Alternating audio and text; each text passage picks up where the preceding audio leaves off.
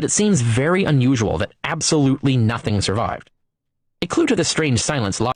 They're all for censorship, too. They censored and destroyed, burnt critics of Christianity at the stake, destroyed all of their works, all of their books criticizing Christianity. They were all destroyed. But it seems very unusual that absolutely nothing survived. A clue to this strange silence lies in the treatment of the few critical writings about Christians we do know about. Every single one of them was destroyed. The only reason we know anything about them is that in each case Christian authors either refer to them or wrote a rebuttal, and later Christians liked those rebuttals so well that they kept them. But these critiques cannot possibly have been the only ones written, and are unlikely to have been the earliest ones written. Yeah, Pagan Bear says, or actually Weezin the Jew, censorship sounds like they have something to hide. Not only did they censor books written by critics of Christianity, they would even censor books just because they failed to mention Jesus existing.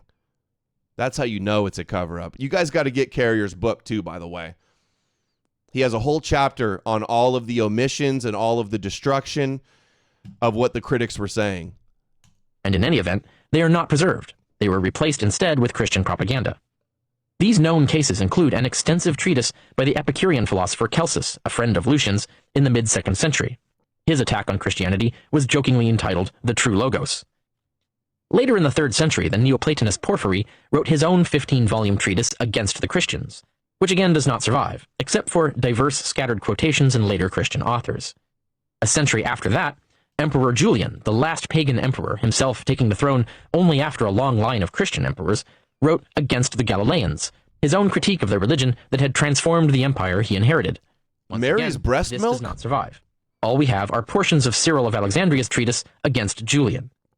Eunapius then wrote in the year 414 a History Against the Christians, perhaps not literally named that, but it was regarded as such by later Christians. It was an extensive critique of Christian versions of historical events from 270 to 404 AD. This, too, does not survive. His otherwise inoffensive Lives of the Sophists was preserved instead. The only reason we know of his anti-Christian work is that before it faded into oblivion, many later historians, including Christians, employed it as a source. Again, these are just the ones we know about, which would be a fraction of what there was. All of it was tossed out or destroyed. Instead, we get to read only what medieval Christians wanted us to read. Another example of this phenomenon is that of the mysterious lacuna. Several texts that were preserved and have then critics sections will removed. say, like, oh, how come whose disappearance Hold on, seems what's going on convenient for here? Christians. Okay. Now, And then we'll hear critics say, like, well, how come there's no ancient people saying Jesus never existed? Well, because that would have been the first thing to burn.